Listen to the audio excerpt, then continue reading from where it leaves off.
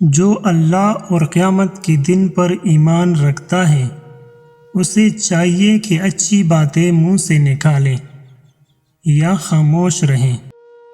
جلد تجربہ کار ہونے کے لیے ایک اصول یاد رکھیں، زبان بند رکھیں، آنکھیں اور کان ہمیشہ کھلے رکھیں۔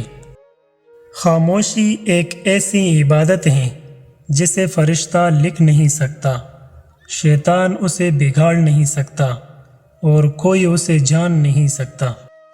خاموشی آپ کو ذہنی تناؤ سٹریس کو کم کر کے آپ کو باشعور انسان بننے میں مدد دیتی ہے۔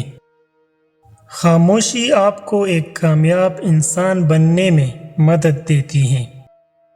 ناراض آدمی کو پیار سے خاموش کرو، بیمار انسان کو نرمی سے خاموش کرو، کنجوس کو سخاوت سے خاموش کرو اور جھوٹے کو سچ کے ساتھ خاموش کرو۔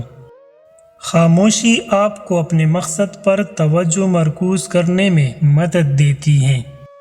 خاموشی کسی کو بتانے کا یہ بہترین طریقہ ہے کہ آپ نے اچھا نہیں کیا۔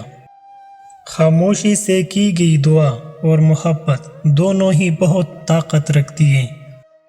خاموش رہنا بہت مشکل ہے، لیکن خاموشی بہت بہترین انتقام ہے۔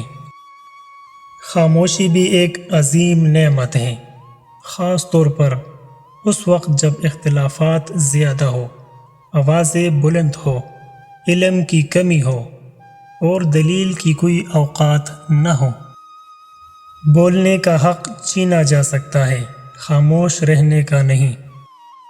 آپ جتنے خاموش ہوں گے اتنا ہی آپ بہتر سن سکیں گے۔ جب خاموشی کو ہتھیار کے طور پر استعمال کیا جائے تو یہ الفاظ سے بھی زیادہ زخم دے سکتی ہے۔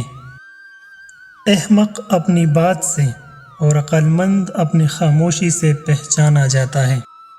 ان کی خاموشی سے ڈرو جن کا آپ نے دل دکھایا ہے، کیونکہ اگر انہوں نے کچھ کہا نہیں یا کیا نہیں تو بدلے میں اللہ ضرور کرے گا۔